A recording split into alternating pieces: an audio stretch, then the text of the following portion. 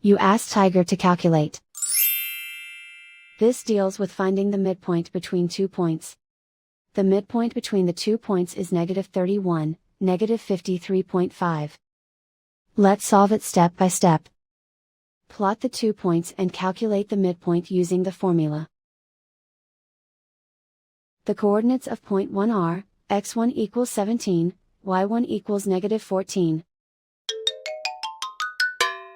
The coordinates of point 2 are, x2 equals -79, y2 equals -93.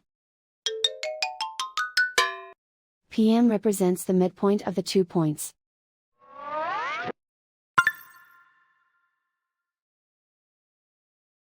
Use the x values in the midpoint formula to find the midpoints x.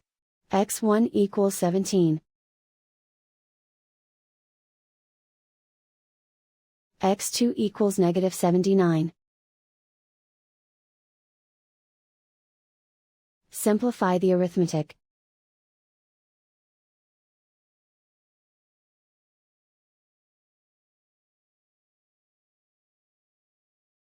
Use the y values in the midpoint formula to find the midpoints y. y1 equals -14. y2 equals -93. Simplify the arithmetic.